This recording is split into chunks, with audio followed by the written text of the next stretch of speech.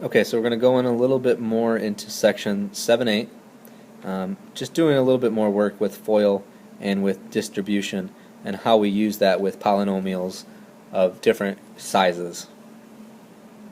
So let's take a look at some examples using these different methods. Okay, so the first thing that we need to understand is that whenever we have two binomials, so two binomials, and remember binomial again is two terms. So whenever we have two binomials, we have two things, two polynomials that have two terms each. We want to use the FOIL method. And so our FOIL method is as follows. We do the first, the outside, the inside, and the last. And remember, these are all talking about the terms. And so when we look at all of these, we can look at our first example. If we do our first terms, so first terms are x and x. So if we multiply these, we get x times x. If we do the next set, which is our outside terms, we get x times 1, which is x times 1. If we do the next set, our inside terms are x and 2, and so we get 2 times x. And if we do our last terms, which would be represented by this blue color, which would be 2 and 1. Those are the last two terms of each one, so we get 2 times 1. Now, realistically, what's happening here is these are all being added together. Okay? Because there's addition here, these are all being added together. And so what happens is when we get x times x, we get x squared. When we have x times 1, this is 1x. We get 2x, and then we get 2. Since these are still being added together, my new polynomial that's a result is x squared plus 1x plus 2x plus 2. And we know that this isn't simplified because of these right here. And so we can simplify this by saying x squared plus 3x plus 2. Now I don't want you to confuse the exponent properties with just basic adding terms. So when we have two variables that are separated by addition, we just do the addition and say 1 plus 2. If this was being multiplied, then we could combine exponents. So if we do the same thing here and we look for our next example, now this is a little bit different because now we're dealing with subtraction. Now I could easily change this subtraction if I wanted to, and I could change this subtraction by adding the opposite, and that will make things a lot easier down the road. So if I assume addition again, so my first terms, x and x, so the multiplied, it would be x times x.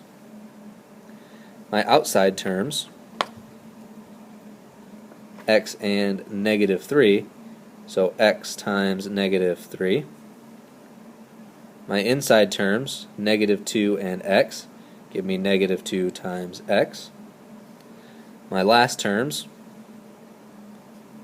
which are negative 2 and negative 3, multiply to give negative 2 times negative 3.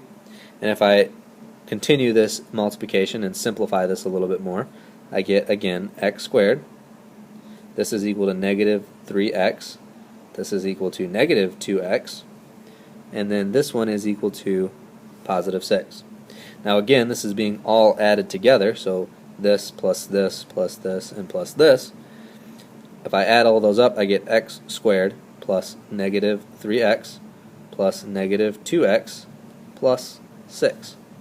Now again, I can see that I don't have this completely simplified, this here, and so these combine to give me x squared plus negative 5x plus 6.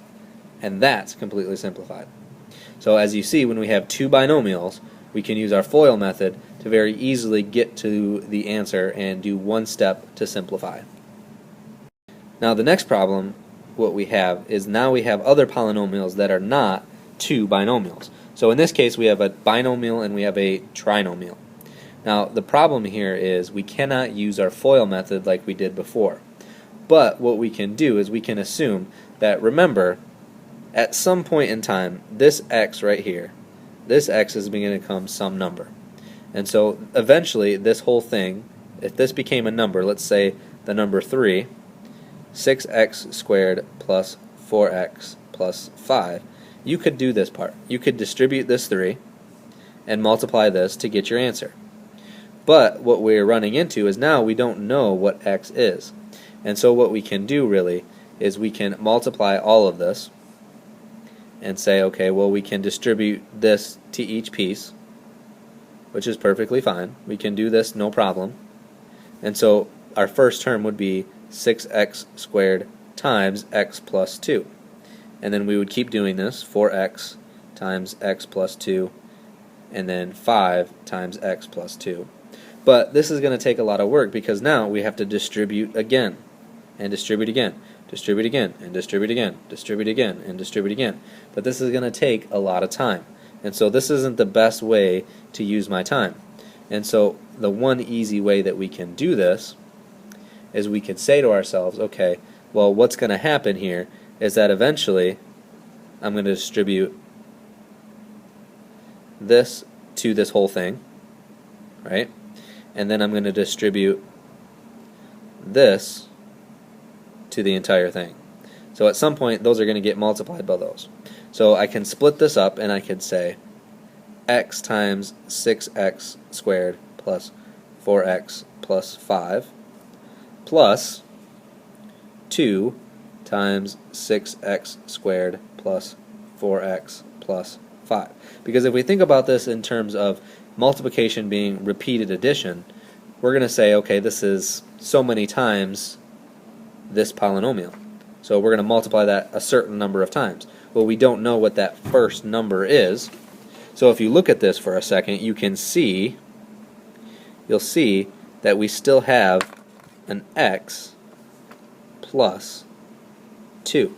So our first binomial really didn't go anywhere. It's still there.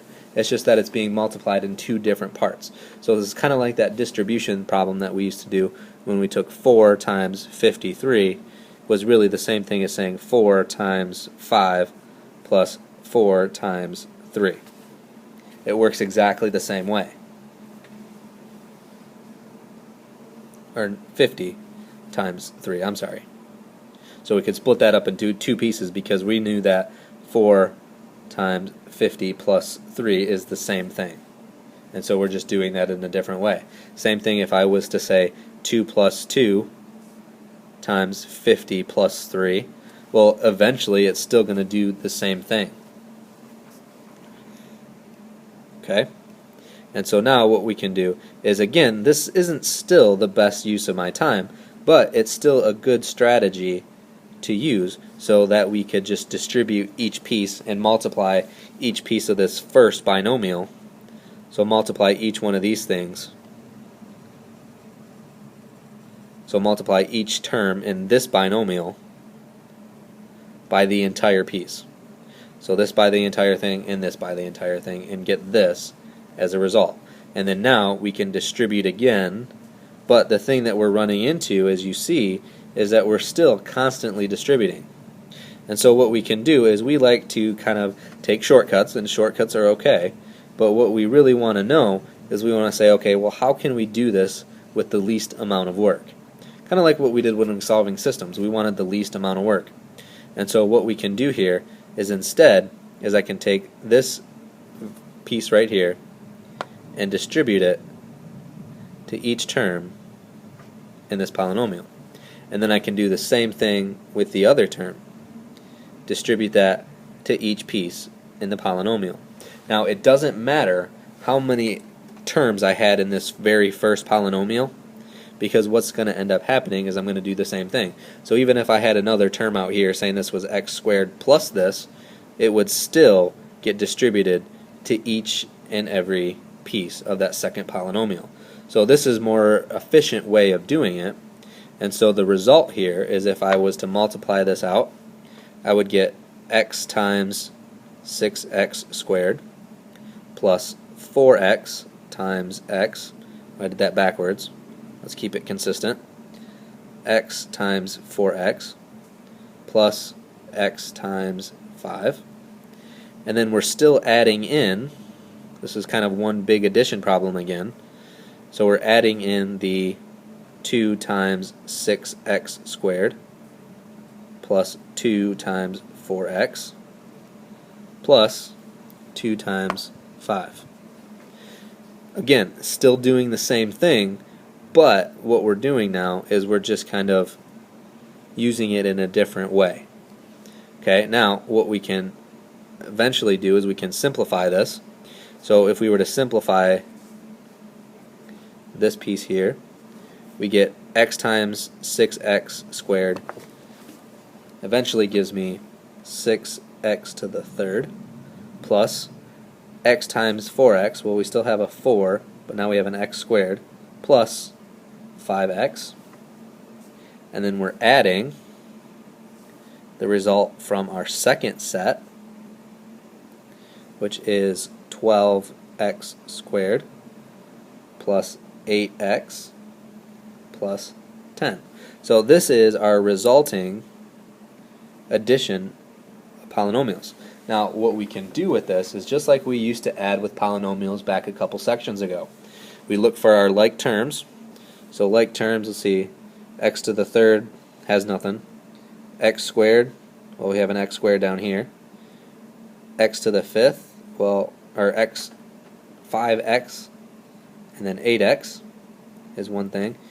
And then we can have 10. We don't have any other numbers like that. So if we add like terms, so we're taking this over here, so we get 6x to the third power all by itself, plus we have 4x squared plus 12x squared gives us 16x squared, plus 5x and 8x gives us 13x plus 10. So all we have to do is we have to just multiply each piece or each term by everything else in the other polynomial.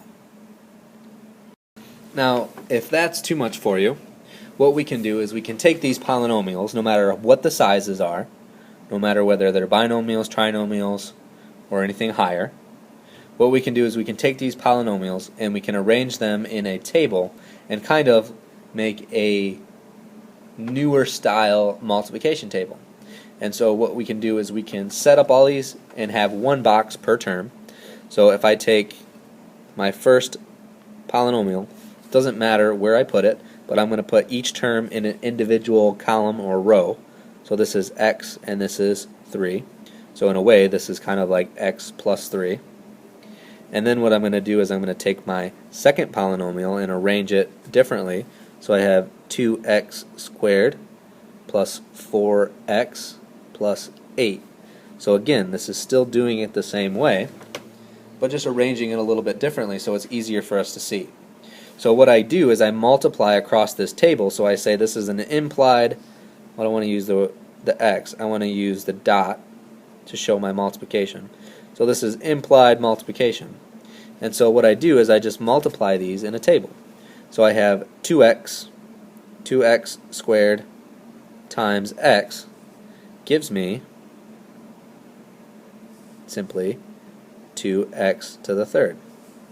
And so I do the same thing again, and so I have x times 4x, which plainly is 4x squared, and then I have again 8 times x, which is going to give me just 8x. Now you can see it doesn't matter in which order that I multiply these, whether I use the x first, the rows first, or I use the columns first. It doesn't make a difference as long as I'm multiplying them together, and it'll give me the same answer. And so I move on to my next row, and so I get 2x squared times 3 gives me 6x to the second power. And then I go on and I say 4x times 3 is going to give me 12x, and then 8 times 3 is just going to give me 24. And so now I can easily see now what's going to happen here in some cases is what we have now is we have diagonal like terms. So these two are like terms. And so as I write this out, I can say 2x to the third, doesn't have anything else in common, plus 6x squared plus 4x squared gives me 10x squared, plus 12x plus 8x, 20x plus 24. And so there's my answer. And now notice all my information is kind of gathered into one convenient table instead of all over the place and wondering, okay, where did I go, where did I start, do I have to distribute, anything like that, because what we're doing is we're pairing each term up with everybody else. The only thing that they don't get multiplied together with is each other. So these never get multiplied together, but what we're doing is, in a way, for some of you sports guys, this is like a round robin. Everybody has to play everybody else. And so we have x and 2x squared, we have x and 4x, and so we keep doing that until everybody has played everybody. And so what we have is we have 2 terms multiplied by 3 terms gives us how many terms? Well, we ended up with 6 different terms. And so we should get that many terms on the way out. But once we condense these, obviously you see my final answer doesn't involve that. My final answer only has 4 because a couple of those terms were able to be combined to simplify it. And then that's our answer.